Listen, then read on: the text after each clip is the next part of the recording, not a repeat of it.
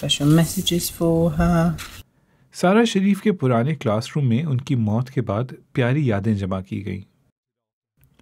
ان کی head teacher زیادہ تر موسیقی اور خوشیوں کو یاد کرتی ہیں۔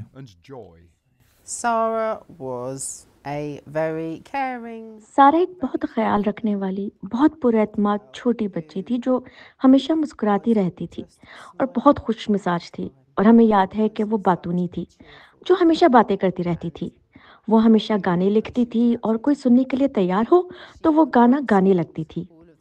مجھے یاد ہے کہ میں نے ایک بار اس سے کہا، سارہ تم بڑی ہو کر کیا بننا چاہتی ہو؟ اور اس نے کہا میں گانا چاہتی ہوں۔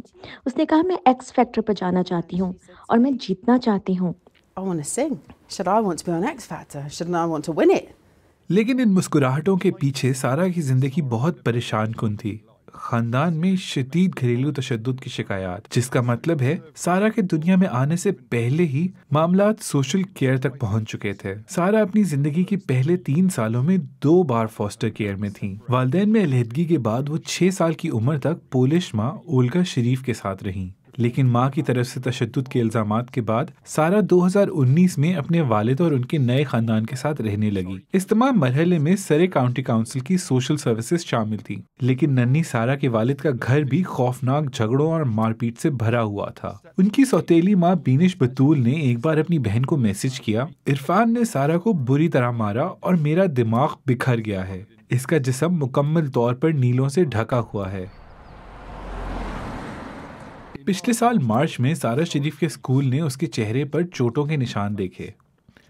چلڈرن سروسز نے مداخلت کی، لیکن کچھ دن کی تحقیق کے بعد کہہ دیا کہ اسکول مزید کوئی قدم نہ اٹھائے، بس نگرانی جاری رکھے۔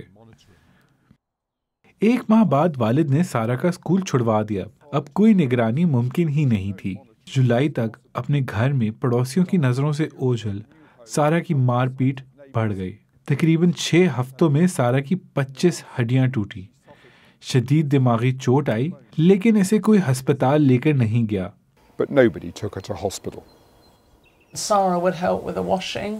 جوڈی لوزرون سارہ کی پڑوس میں رہتی تھیں۔ انہوں نے کبھی تشدد کی آوازیں نہیں سنی، لیکن سارہ کو دباؤ کا شکار ضرور پایا۔ Seemed separate, perhaps a bit withdrawn, pale. وہ الگ تھلگ سی تھی، شاید تھوڑی سی خاموش، پیلی پڑ گئی تھی۔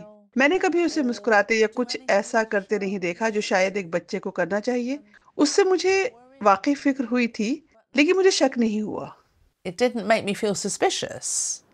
سوشل ورکر کا کہنا ہے کہ گھر میں تعلیم حاصل کرنے والے بچوں کی نگرانی میں کمی سوشل کیئر نظام کی ایک بڑی خامی ہے۔ Children who are vulnerable. جو بچے پہلے سے ہی خطرے میں ہوتے ہیں، اگر ان کی گھر میں تعلیم کے لیے اجازت مل جائے تو ان کے لیے خطرات بڑھ جاتے ہیں، کیونکہ وہ نظروں سے دور ہو جاتے ہیں، وہ اسکول میں ملنے والی حفاظتی دیکھ بھال سے محروم ہو جاتے ہیں۔ 8 اگست کو سارہ کا نازک جسم مزید برداشت نہ کر سکا اور وہ گھر میں ہی زندگی کی بازی ہار گئی۔ She was such a cheerful little soul.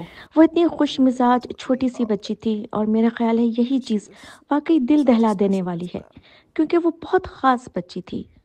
یہ بیان کرنا مشکل ہے، واقعی میرے خیال میں میں نے کبھی اتنا دکھ محسوس نہیں کیا۔ I don't think I've ever felt such sadness.